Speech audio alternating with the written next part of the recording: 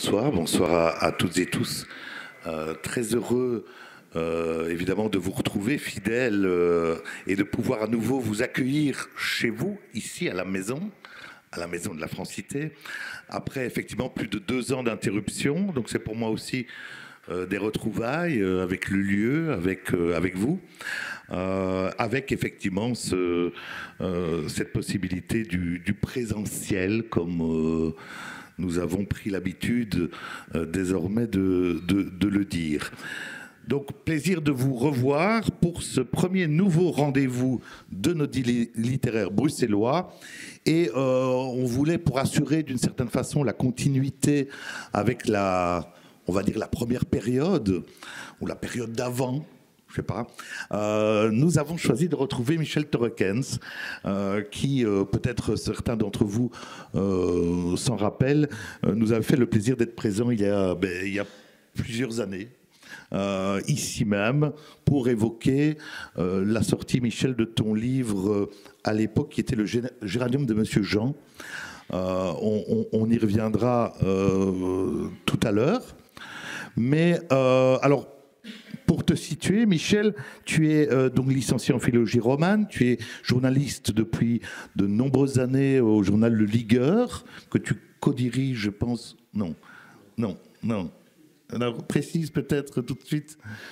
Oui. Ça n'a pas beaucoup d'importance, mais voilà, j'ai été rédacteur en chef adjoint, mais je suis, comment est-ce que je vais dire, redevenu journaliste? Non, je le suis resté, mais voilà, je suis journaliste. Journaliste au Ligueur, mais également, et on va en toucher un mot, chroniqueur pour la revue de la promotion des lettres de la Fédération Annales Bruxelles, le Carnet et les Instants, dont on a, je pense, beaucoup déjà parlé ici, vous vous en souvenez. Je précise et je remercie Nausicaa Doué, que j'ai aperçue, qui est la rédactrice en chef du Carnet et qui nous fait le plaisir d'être là ce soir. Mais bien sûr, auteur de romans, de nouvelles, avec un premier recueil publié en 1997, L'herbe qui souffre. Oui, c'est collector, ce que tu montres là. Ah oui, et il est d'autant plus collector qu'il m'est dédicacé. Mais c'était aussi un autre temps. Et 2 romans également, hein, donc on l'a dit, le Géranium de Monsieur Jean, 2 romans qui forment une sorte de diptyque, en quelque sorte. Exactement. Hein, le suivant, on y reviendra. S'inscrivait dans la foulée du premier, donc le suivant... C'est l'Hirondelle des Andes, qui est sorti il n'y a pas très longtemps, et on retrouve un des personnages qui est devenu adulte et qui part au Pérou sur les traces de sa mère qui avait disparu au Pérou. Et voilà, c'est une quête familiale. Donc ce diptyque-là est récemment également dans cette collection Belgique qui va nous retenir ce soir. Collection Belgique publiée chez Caire Éditions, qui compte maintenant une dizaine de volumes, je pense. Il y a 14 titres. 14 titres, donc des recueils de nouvelles proposés par Caire Éditions sous ce label Belgique, qui regroupe l'ensemble de la collection. Donc des auteurs qui proposent un portrait mosaïqué de la Belgique. D'ailleurs, j'ai apporté quelques exemplaires. Tu as quelques exemplaires. Parce que les voir, c'est très parlant, dans le sens où donc c'est chaque fois l'éditeur qui passe commande auprès d'un éditeur belge. Et donc, il y a 1 an, est sorti le Belgique. Et j'insiste avec le S au pluriel parce que c'est très significatif de l'esprit de cette collection. En même temps, était sorti le Belgique d'une romancière bruxelloise, Véronique Bergen, philosophe et nouvelle académicienne. Oui, bien sûr.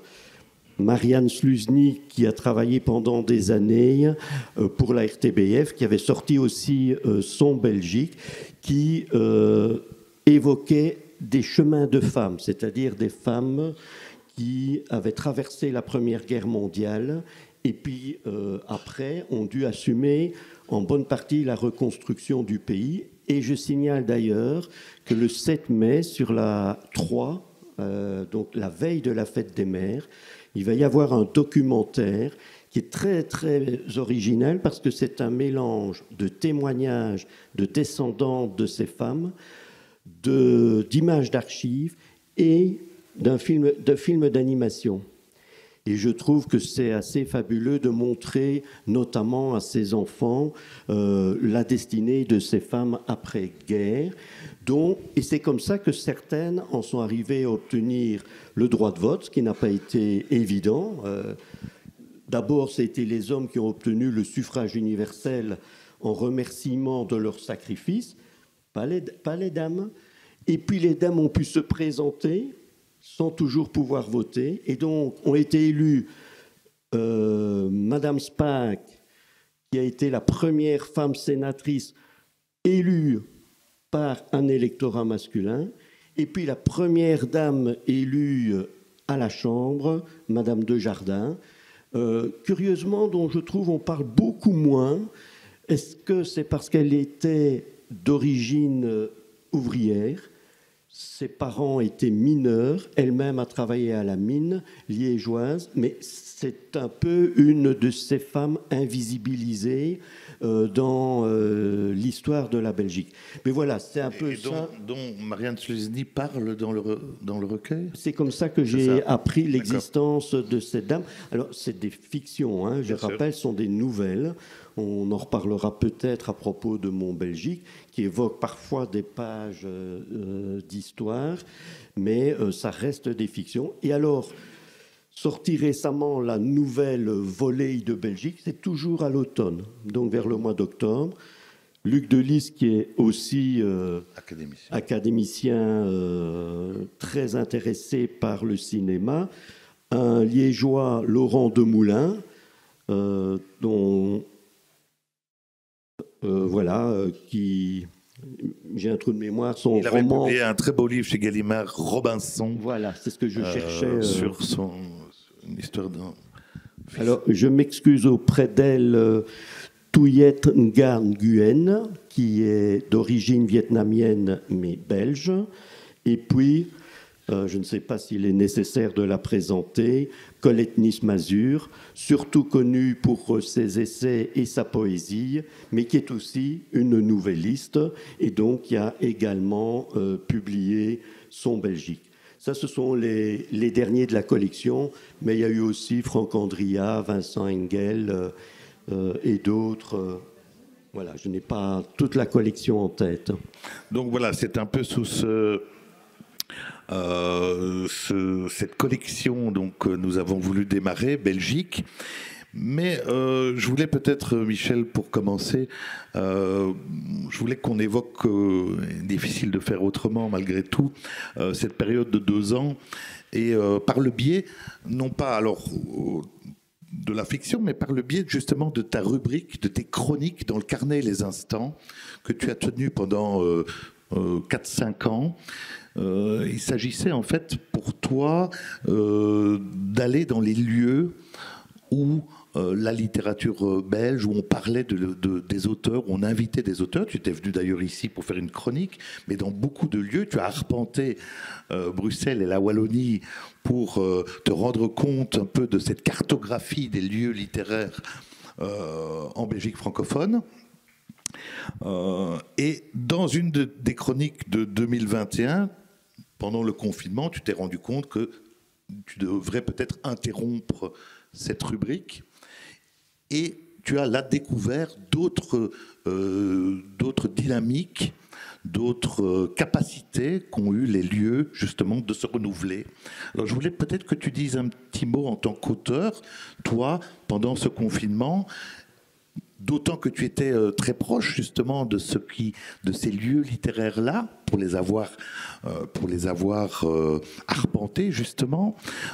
Comment as-tu vécu justement cette possibilité de mettre à l'honneur les auteurs par le biais de dynamiques via les réseaux sociaux, etc.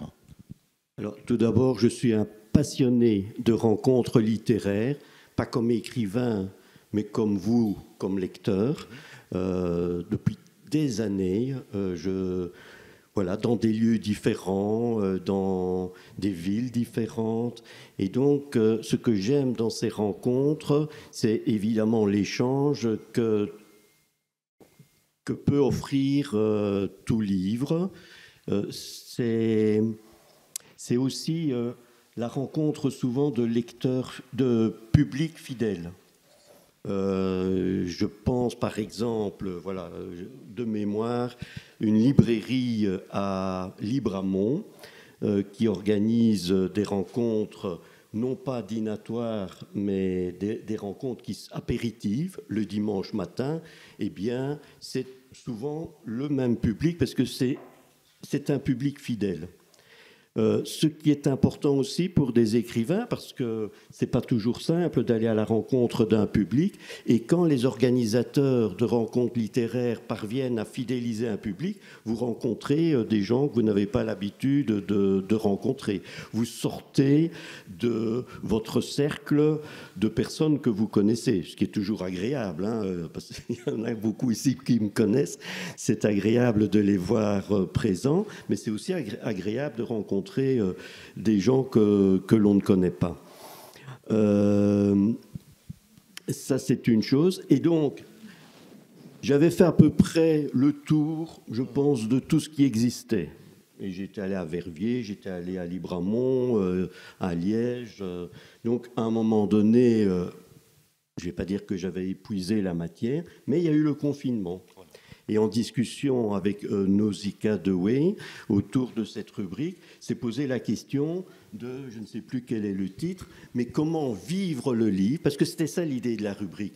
C'était de présenter des lieux qui rendent le livre vivant.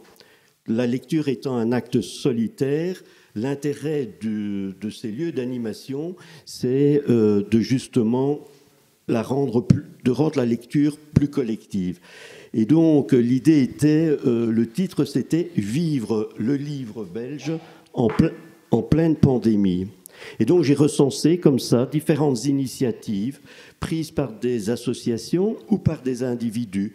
Et par exemple, dans mon cas, je devais être présenté à la bibliothèque de Scarbeck, la bibliothèque Sésame. Et donc, la rencontre ne pouvait pas avoir lieu. Et on a tenté, parce que c'était au tout début de la pandémie, on a tenté une rencontre par les réseaux sociaux. On avait choisi Zoom parce que c'était ce que l'on pratiquait le mieux, le plus facilement, nous et l'animateur, qui est Daniel Simon, un autre écrivain belge, animateur de rencontres, éditeur aussi. Et alors, une des surprises, c'est que tout à coup, il y a eu un public modeste. Je ne suis pas Amélie Nothomb, mais un public qui a assisté, 2 personnes du Pérou. Bon, évidemment, c'était l'Hirondelle des Andes, ça pouvait intéresser par ce biais-là, mais aussi un Canadien qui a participé. Et donc, tout à coup, on se rend compte qu'on touche un public beaucoup plus éloigné, et donc que je n'aurais jamais rencontré à l'occasion de rencontres en Belgique. Donc là, ben voilà, tout à coup une découverte, à tel point que je me suis dit après coup, peut-être que d'autres rencontres devraient se faire en formule hybride. Comme journaliste, j'ai participé à plusieurs webinaires, notamment d'une association qui s'occupe de journalisme constructif, et je n'allais jamais à leur rencontre parce que c'est à Bruxelles, en soirée, et que je suis provincial. Et grâce au confinement, j'ai assisté à tous leurs webinaires. Et après, j'ai milité pour que ça continue. Et donc, ils sont revenus en présentiel, mais maintenant, chaque fois avec une captation. Et les internautes peuvent suivre et même poser leurs questions. Alors, ça demande un peu de technique et pour l'animateur aussi une adaptation à la situation. Voilà, c'est comme si c'était filmé, que des gens nous écoutaient à gauche et à droite. Ça veut dire que quelqu'un doit te dire dans une oreillette ou d'une autre manière, ah bien voilà, on vient de recevoir une question de Liège, et il faut, voilà, c'est une petite organisation. Mais c'est une des nouveautés que le confinement a pu amener. C'est ça. Et effectivement, donc tu parlais de ton expérience par rapport justement à la sortie en plein confinement de ton livre Belgique. de Belgique, mais aussi L'Hirondelle des Andes était sortie un peu avant, donc a quand même pu vivre sa vie. Vivre un peu, mais il a pu vivre aussi pendant le confinement grâce à ce type d'expérience. Donc là, il y a une sorte finalement de paradoxe aussi par rapport à ce confinement pour la littérature belge. Et quand en préparant la rencontre, quand j'ai repris, je le disais, 4 ou 5 ans de chroniques sur ces lieux littéraires, ça fait beaucoup. Et je me suis dit, tiens, mais il y a quand même depuis maintenant 5, 6, 7 ans, et même avec le confinement, il y a une volonté de dynamiser, de mettre à l'honneur cette littérature belge qui a souvent été peut-être un peu mise à l'écart. Et en relisant donc tes chroniques, ces lieux-là, avec des choses très originales aussi, comme les siestes littéraires. Par exemple, je peux oui. dire un petit mot sur ça. Je ne sais pas si vous avez déjà entendu parler des siestes littéraires. C'était ça, hein? C'était ça. Donc c'est Isabelle Ouéry, qui est une comédienne belge, romancière et animatrice, qui a créé cette dynamique en Belgique, mais il y en a d'autres. Il y a d'autres organisateurs de siestes littéraires. C'est très particulier. Et donc, ça se passait dans un théâtre bruxellois dont j'ai oublié le nom. Quand je suis arrivé dans la salle était quasi plongée dans le noir. Il y avait des tapis de sol sur la scène et il y avait 4 comédiens pour lire des extraits de livres. Et donc, ils s'allongent, il y a des coussins, tout le monde se met à l'aise. Et donc, c'est une expérience collective assez particulière. C'est une lecture, là, pour le coup, qui n'est pas du tout solitaire, mais c'est aussi une atmosphère. Moi, je me souviens, quand j'étais à l'école primaire, on pratiquait la lecture silencieuse dans ma classe. Ça n'était pas très éloigné de cette expérience-là, sauf que là, on est dans une obscurité. Il y avait de la musique aussi. Donc ça apporte un charme particulier à la lecture. Voilà, c'était une expérience riche. Petit clin d'œil au passage, des effets parasites, 2 personnes qui se sont endormies et qui ronflaient. Donc, voilà. et l'animatrice, je voyais bien, avait envie d'aller réveiller la personne, mais en même temps, c'était un peu intrusif. Mais voilà, une sieste, c'est une sieste. Oui, alors on ne vous demandera pas de vous étendre après le dessert ce soir, mais donc c'est des choses auxquelles... Alors, dans la foulée, à la sortie, donc le premier confinement, les librairies ont été fermées.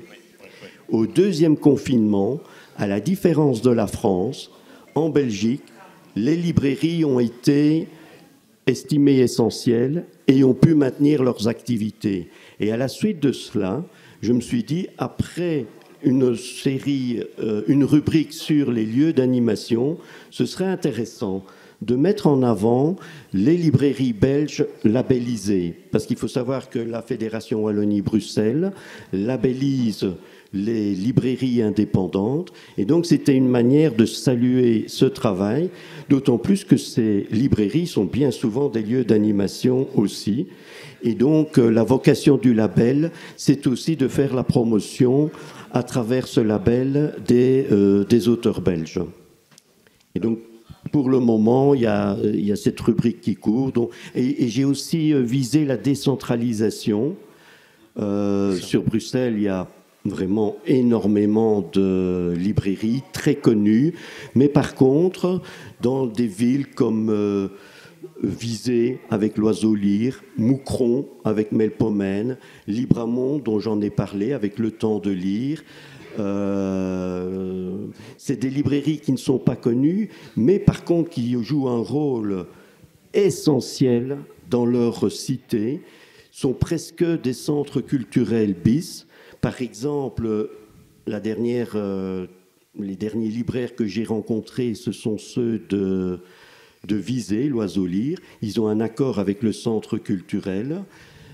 Ils ont fidélisé non seulement un public, mais des auteurs. Et par exemple, Joël Dicker, qu'on ne présente plus, qui est un auteur qui sort des best-sellers, est venu en Belgique. Il a dit « Je viens dans 3 lieux, pas plus, parce que je n'ai pas le temps, et il y aura Visé dedans. » Et ça, c'est une question d'amitié avec ces libraires. Et voilà.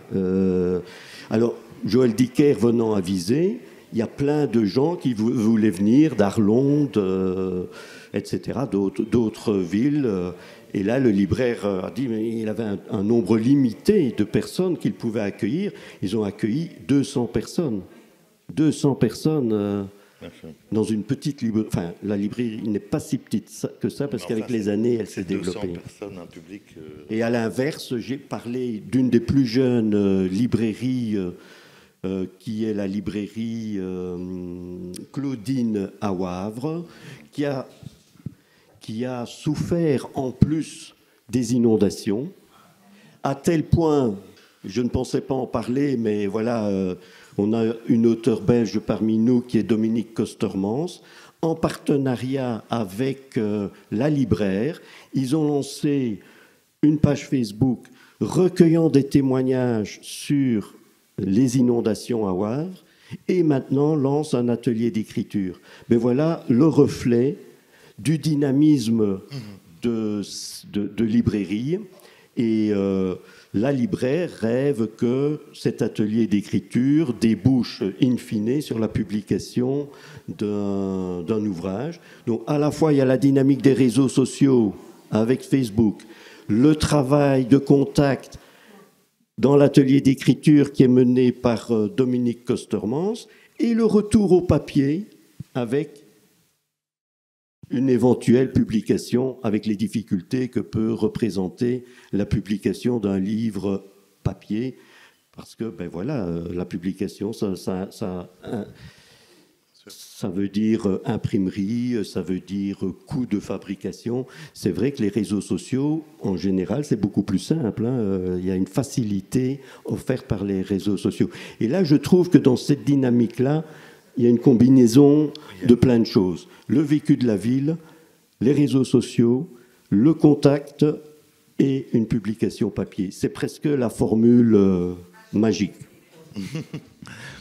Alors, évidemment, on a parlé de cet aspect très, très positif d'une certaine façon. Enfin, paradoxalement, on l'a dit pour la littérature belge.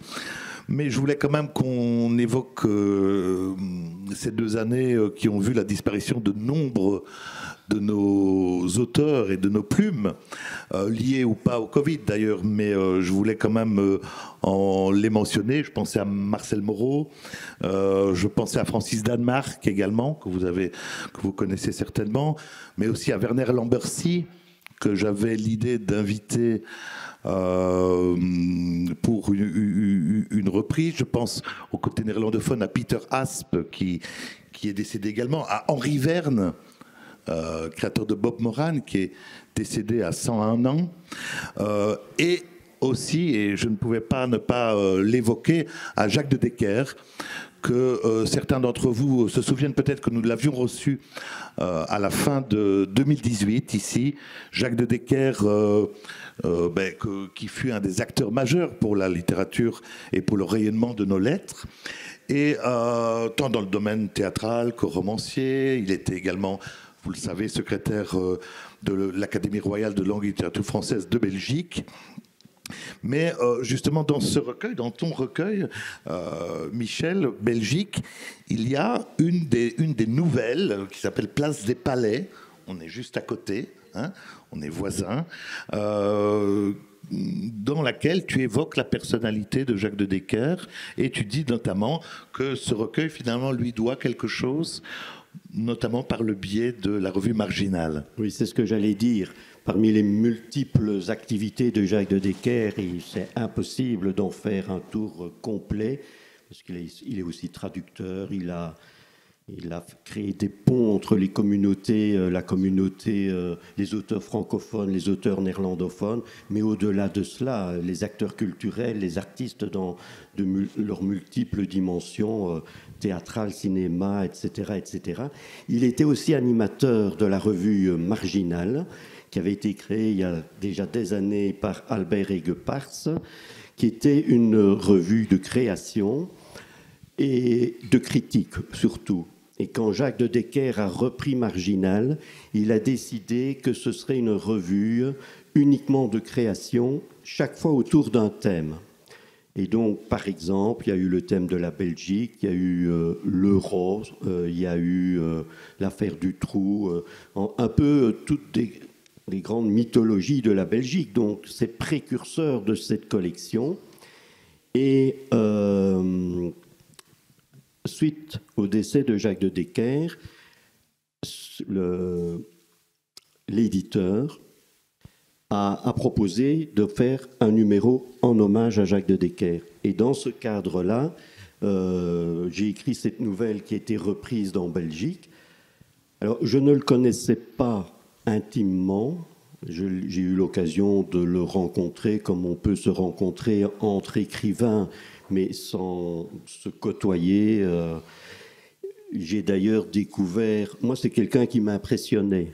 Et à la suite de son décès, j'ai découvert des aspects plus de la personne, le père qu'il a pu être, le grand-père qu'il a pu être, que je ne connaissais pas du tout. Donc c'était difficile pour moi d'écrire une nouvelle en hommage à quelqu'un que je ne connaissais pas très bien, sauf qu'une nouvelle reste une fiction. Et voilà, j'ai pensé à sa stature de secrétaire du Palais des Académies, si ce n'est... mais en plus, ce Palais des Académies, il est face au Palais Royal. Il n'est pas très loin du Palais des Beaux-Arts, devenu Beaux-Arts.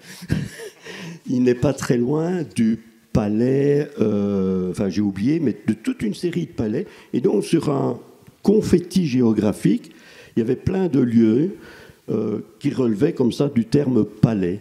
Et donc je me suis amusé à imaginer une promenade de Jacques de Decker dans ce quartier, où il se promenait effectivement. Et je vais terminer, parce que c'était aussi un gourmet, en inventant un restaurant qui s'appelait le Palais Gourmand. Mais voilà, là, on est dans la fiction, et ça, j'ai imaginé. Mais j'ai imaginé aussi, par exemple, ce qui pouvait lui passer par la tête, lui étant secrétaire perpétuel de l'Académie des Lettres, et siégeant en face d'un autre palais, qui est le Palais Royal, où le roi se trouvait. Et donc, voilà, c'est l'occasion de faire des petites réflexions au passage sur le pouvoir, sur la place de la littérature, sur la place du politique. Oui, parce qu'il y a le Palais de la Nation aussi, qui est exactement dans ce même périmètre géographique. Et donc voilà un peu comment j'ai construit cette nouvelle. C'est surtout les lieux qui m'ont inspiré, et j'espère quand même lui avoir... oui, rendu hommage, mais aussi au-delà de cela, parfois la fiction dépasse la réalité.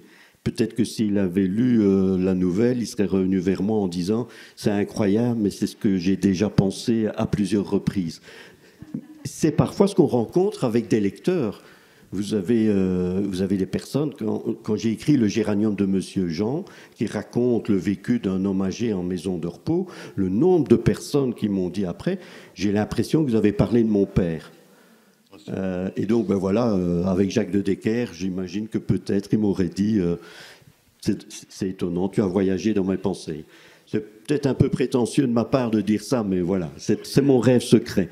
Alors, mais moi, pour l'avoir côtoyé et à plusieurs reprises, et je signale d'ailleurs que l'entretien que nous avons eu avec Jacques de Decker est toujours disponible sur le site de la Maison de la Francité, que vous pouvez revoir. Une belle rencontre. Effectivement, j'ai retrouvé aussi l'arpenteur qu'il était, justement, celui qui déambule dans la ville. Jacques aimait beaucoup ça. Et alors, comme on est à côté, je ne pouvais pas m'empêcher de lire ce court extrait, Pour circuler dans la ville, il plonge régulièrement dans ses entrailles et imagine les quartiers sous lesquels passe la rame. Il aime sortir du métro à la station Arlois, où le génie urbanistique a fixé le parc royal. Station Arlois, Kunstwet. Il faut être belge pour accoler de la sorte deux réalités aussi opposées. L'une s'ingéniant à fixer l'ordre du monde, l'autre tentant d'en cerner le désordre dans ses incohérences comme dans ses beautés. Il traverse le parc en diagonale pour rejoindre un angle de la place royale où bus et voitures accélèrent régulièrement à cause de l'absence de marquage et malgré les moellons bombés par les années et les draches nationales. Merci. Donc ça, je pense que là, ça correspond très bien avec cet humour aussi par rapport à ce Arlois. Et ici, j'ai la chance que l'éditeur est belge. Caire Édition est une maison d'édition portée par un jeune éditeur passionné et enthousiaste. Je ne suis pas certain que le mot drache chez un éditeur français passe si facilement. Je le dis parce que l'éditeur des deux romans est français et je sais que j'avais eu une discussion avec lui sur le mot cote, les cotes étudiants. Et il a traduit le mot cote en turne. Il paraît qu'en France, ça s'appelle comme ça. Voilà. Mais vous savez, c'est des réalités. Hein. Je m'intéresse beaucoup aussi à la littérature québécoise.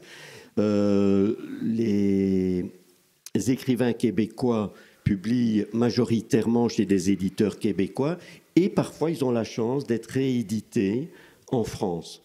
Eh bien, certains éditeurs français, entre guillemets, traduisent certains ouvrages quand la langue québécoise est trop marquée, alors que personnellement, je trouve que ça fait le charme. Même si je ne comprends pas tous les mots, il y a une musique, il y a une originalité et des découvertes. Il y a un plaisir, un jeu autour de la langue qui est intéressant.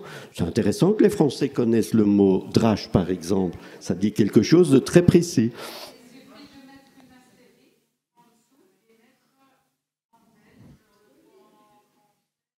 En français de Belgique. C'est ce que font certains livres traduits par ce dont j'évoquais avec les Québécois. Certains éditeurs français font ça.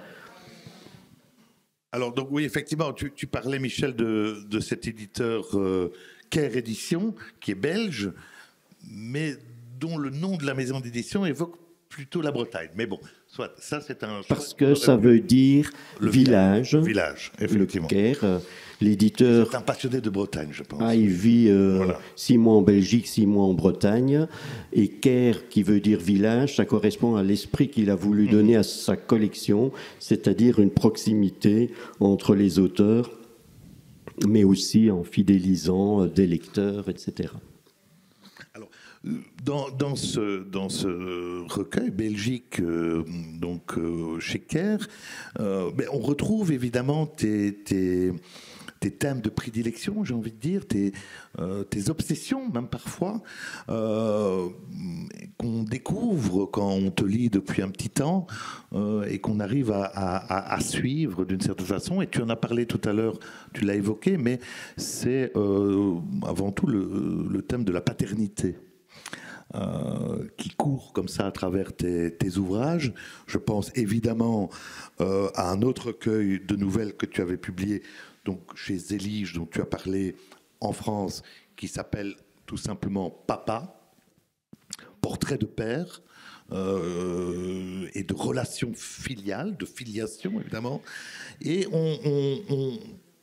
moi, c'est toujours ce qui me passionne dans les entretiens littéraires, et quand on peut recouper comme ça les textes, les thématiques qui reviennent d'un livre à l'autre. Et il y a cette très belle nouvelle dans le recueil, il s'intitule « Un père à la mer ». Et je me souvenais d'avoir lu dans Papa cette autre nouvelle de père en fils, où il y a cette relation aussi à la prison, à l'incarcération. où, une nouvelle assez incroyable dans Papa, où un fils, pour revoir son père, commet un délit pour pouvoir aller voir son père en prison, qui lui était en prison et qu'il ne connaît pas. Il y a, et pas de chance. Quand il arrive en prison, l'administration a décidé de libérer le père. Mais, aux nouvelles, il faut toujours une chute. Oui, voilà. Mais la question du père me poursuit parce que derrière la question du père, d'une part, il y a la question de l'identité. Et dans le cadre de Belgique, c'est plus la question de l'identité en général et de nos identités belges qui m'a poursuivi. Et d'autre part, la question du père me poursuit aussi parce que j'ai été éducateur il y a très très longtemps. Et à cette occasion, j'avais lu un livre d'un Québécois, qui est un nouveau, plutôt sociologue ou psychologue, qui avait écrit un bouquin Père manquant, fils manqué. Et je m'étais dit, j'étais pas encore père à l'époque, et je m'étais dit, en tout cas, je vais essayer d'être un père présent.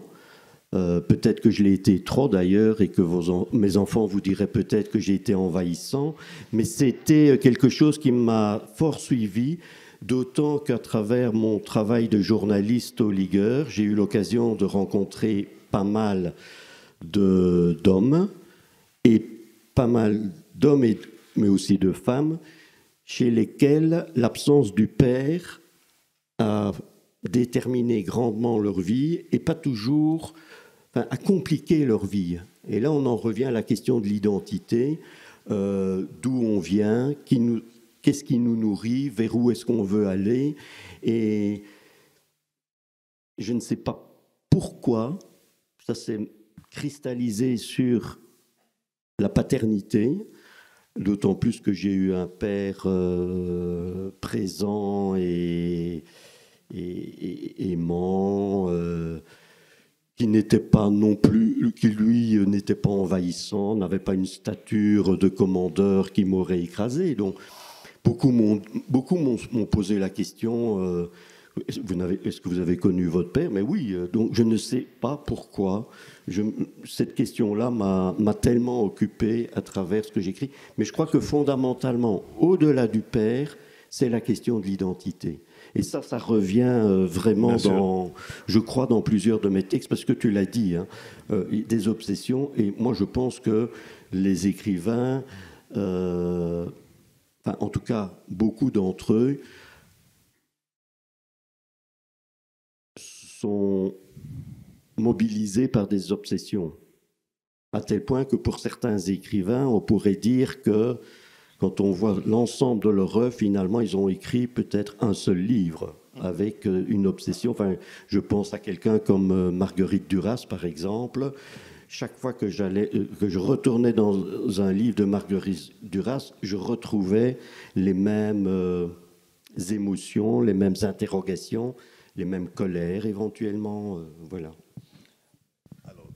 Effectivement, le deuxième thème que je voulais que tu abordes, c'est mais justement cette relation, cette constant va-et-vient dans tes textes, alors de manière plus générale, mais sur ce que finalement nous lègue le passé.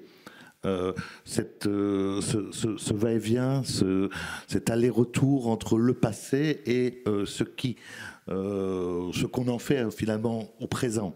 C'est de nouveau, bien sûr, la relation filiale qu'on peut voir. Oui, mais c'est aussi la question de l'identité. C'est ça. Parce que le passé nous définit.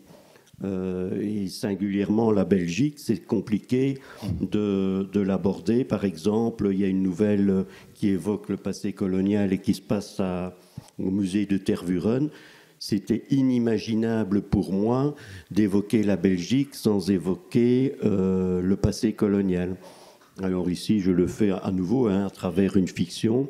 J'imagine la rencontre totalement improbable entre une sculpture de Léopold II, qui maintenant a été reléguée dans une vitrine à l'écart, et l'homme léopard, une sculpture de l'homme léopard, qui lui aussi d'ailleurs est mieux mis en valeur, mais qui est un peu noyé au milieu de toute une série de sculptures que je qualifierais d'ethnologiques.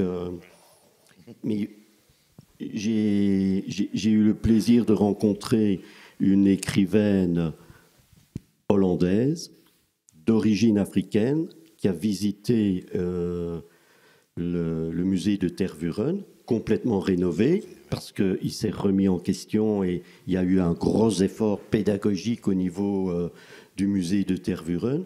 Il n'empêche que le soir, après sa visite, quand je l'ai retrouvée, elle était catastrophée, parce qu'elle avait entendu un monsieur qui disait devant la sculpture de l'homme léopard, « Celle-là, je la verrais bien dans mon jardin ».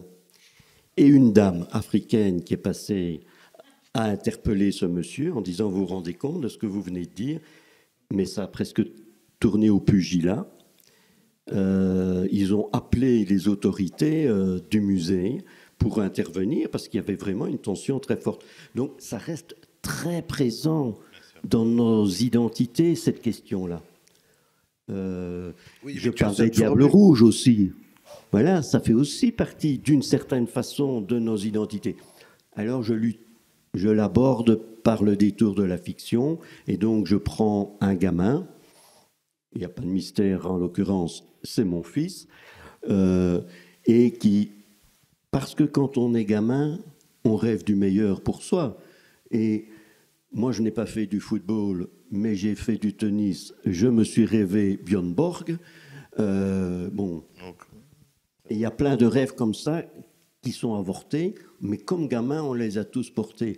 Et voilà, c'est autour de ça que on a tous les jeunes footballeurs belges, tous les gamins belges qui jouent au football, se sont rêvés à un moment donné Diable Rouge. Et puis après ça, derrière ça, eh bien, il y a l'apprentissage de la désillusion, du principe de réalité, mais de garder le plaisir, de continuer à vivre de sa passion, et c'est ça que j'ai voulu traduire. Mais c'est aussi une question d'identité.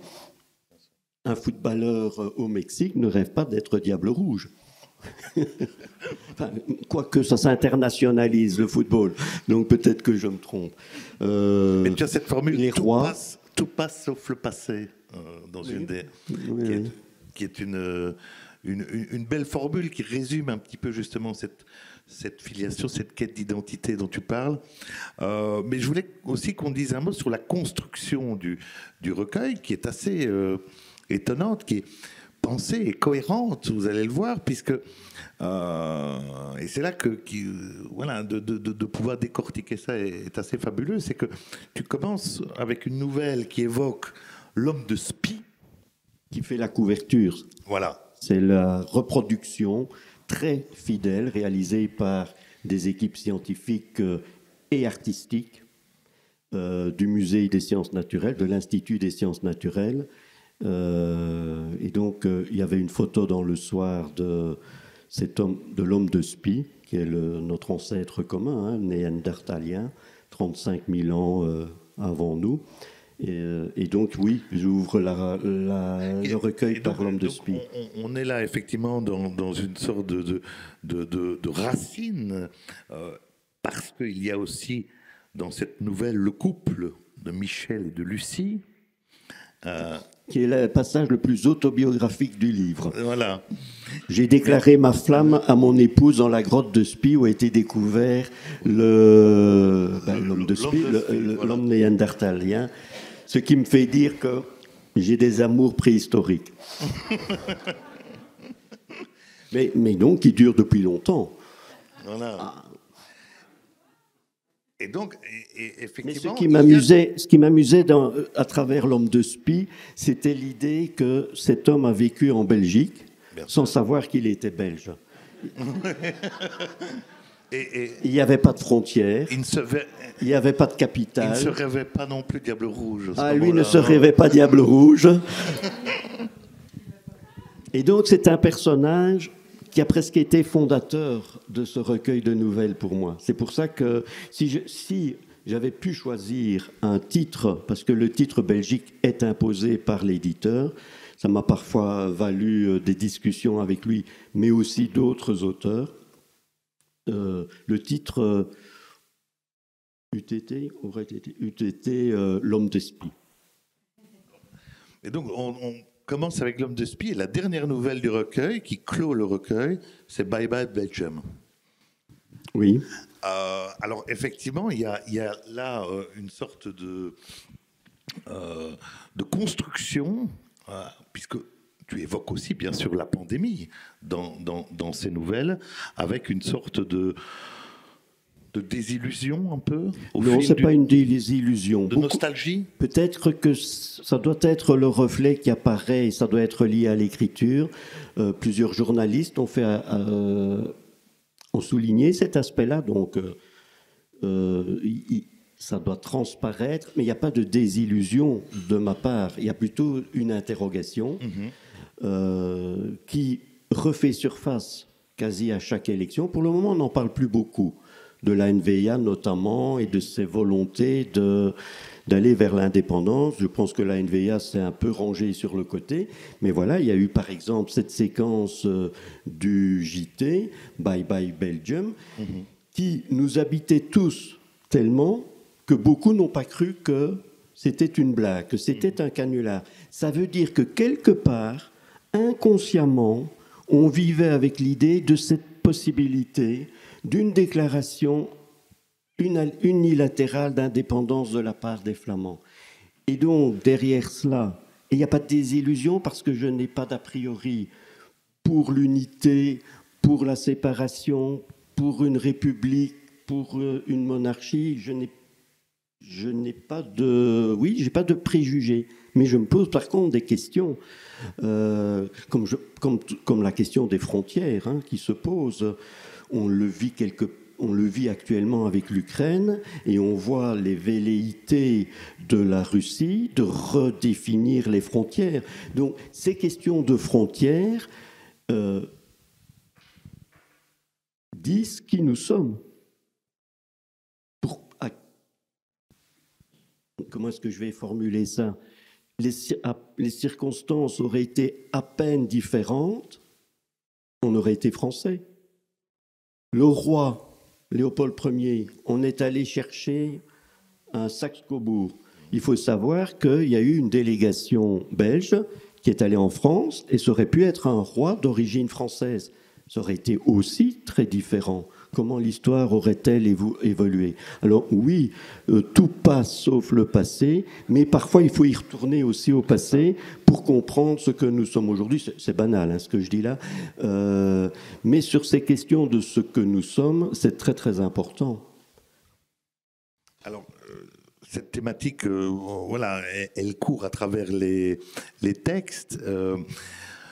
Il y a également parfois, il y a beaucoup de thèmes qu'on pourrait évoquer. On pourrait parler de Jean Blou. Je pense que tu pourrais en parler aussi, parce que tu es Jean Bloutois, c'est ça ? Je suis Jean Bloutois, et donc il y a deux nouvelles. Voilà. Il y en a une qui évoque le fait que c'est une ville d'agronomie, oui. Et l'agronomie est pour moi un des nœuds importants de plusieurs de nos crises, crise économique, crise sociale, crise climatique, crise scientifique. Je pense aux OGM, etc. Et je trouve que l'agriculture est vraiment un lieu essentiel, l'alimentation, crise alimentaire. Donc, c'est vraiment un lieu, un domaine d'activité essentiel, mais qui est traversé par de très grandes turbulences.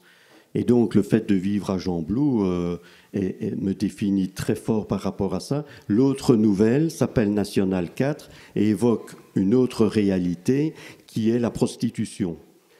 Il y a un nombre de bordels au kilomètre carré à Gembloux qui est assez exceptionnel. Et je reviens à l'enfance et à l'identité. Moi, quand j'étais enfant, on passait régulièrement devant les vitrines et évidemment, comme enfant, on pose la question. Papa, qu'est-ce que c'est ? Ces femmes dévêtues, parfois qui se déhanchaient, etc. Et toutes ces lumières. Et il y a un regard gêné de la part... j'y avais un regard gêné de la part de mes parents. Eh bien, ça reste, ça reste dans l'inconscient d'un gamin. Et donc, j'imagine qu'on est donc on est en 2022, en 2122. C'était une commande, cette nouvelle, du cercle d'histoire de Jean Blou, qui voulait envoyer une capsule temporelle avec des textes Jean Bloutois pour des lecteurs dans 100 ans. Bon, j'ai triché puisque je l'ai publié, mais le texte est dans cette capsule temporelle qui a été enfouie avec d'autres textes pour les lecteurs dans 100 ans qui se demanderont peut-être, mais comment on vivait? Et j'imagine que ces lecteurs s'insurgent de découvrir qu'il y avait de la prostitution, parce que j'imagine que la prostitution aura disparu et que le commerce du corps de la femme leur apparaîtra comme une aberration, comme le travail des enfants dans la mine nous apparaît comme une aberration aujourd'hui, alors qu'il y a 100 ans, les décideurs disaient si vous supprimez le travail des enfants, l'économie va s'écrouler. C'était des arguments qu'on entendait. Et quand on parle de la prostitution, quand je le fais, je vois bien que beaucoup de gens trouvent que c'est une activité qui se justifie tout à fait. Et donc la nouvelle se termine en disant mais alors créons des écoles, accordons des diplômes, accordons une pension. Et puis je crois que la toute dernière phrase c'est « Et vous rêveriez de ce métier pour votre fille ?» Et la nouvelle se termine comme ça. Voilà, mais voilà, vous voyez, c'est assez passionnant. Je vois que l'heure tourne et comme on a évoqué le palais gourmand, je pense qu'il est temps de passer à table. On reviendra peut-être, vous savez, vous connaissez la formule, au moment du dessert, vous pourrez poser les questions à Michel Torrekens, parce qu'il y a encore beaucoup de choses à dire, et j'aurais voulu quand même, peut-être après, parler de l'écriture journalistique, parce que finalement ce sont des thèmes de journalistes qui se retrouvent dans tes fictions, et on pouvait le dire. Alors, Donald, je te passe la parole. Merci. J'ai été impardonnable tout à l'heure parce que je vous ai dit qu'on avait perdu notre traiteur étoilé. Je ne vous ai pas dit qu'on avait trouvé quelqu'un qui pouvait, à mon avis, rivaliser avec lui. C'est le chef du meilleur restaurant thaï de Bruxelles, le Tom Yam. Et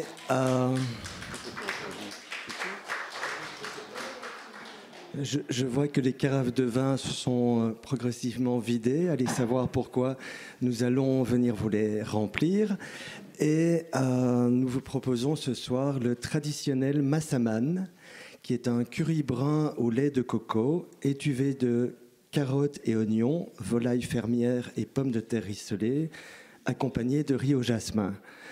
Et en dessert, vous aurez une salade de fruits frais. Je vous garantis qu'ils seront frais. Et j'espère que vous aurez l'appétit. Et comme je vous l'ai dit, n'hésitez pas demain par email auprès de la Maison de la Francité à nous faire part de vos critiques, de vos encouragements aussi qui sont toujours les bienvenus et puis de toute remarque qui pourrait améliorer les prochains dîners littéraires. Je vous souhaite un bon appétit. Et alors, si je peux me permettre, parce que je pensais le dire au début, et je vais embrayer sur la parole de Donald George. D'abord, je voudrais remercier tout le monde de sa présence, mais je voulais aussi remercier la Maison de la Francité de leur accueil. Signaler que Donald George a été très modeste parce que il a parlé du livre La Tartine qui va faire l'objet du prochain dîner littéraire, mais il a contribué aussi à la rédaction de ce livre à quatre mains, qui est un livre très sensible raconté par le fils de quelqu'un qui a vécu la guerre 40-45. Le titre est absolument génial parce que dans le livre, on découvre pourquoi ce titre a été choisi et vraiment, il pose une question essentielle que je vous laisse découvrir. Mais voilà, merci Donald de ton accueil.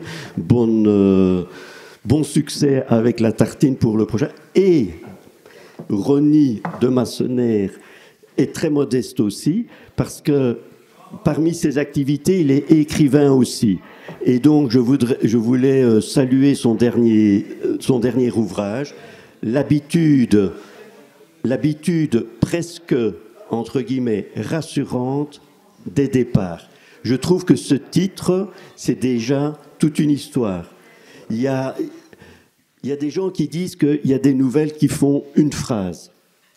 Et Vincent Engel, qui avait publié une anthologie, il y avait effectivement des nouvelles d'une phrase. Et je trouve que l'habitude presque rassurante des départs avec ces parenthèses, on sent qu'il y a toute une histoire là derrière, et c'est une histoire très émouvante, écrite en prose poétique, qui raconte, et j'espère que je ne me trompe pas parce que je l'ai lu il y a très longtemps, qui raconte la vie de ta grand-mère entre Prague et Bruxelles, qui était une danseuse reconnue. Voilà, donc un livre à découvrir, publié chez Éléments de langage, qui est aussi un éditeur belge, parce qu'il faut saluer le courage des éditeurs belges.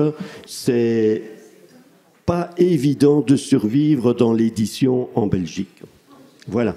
Merci Michel, merci à toi. Voilà, merci. Bon appétit, on se retrouve après pour les échanges avec Michel. Merci à vous. Maison de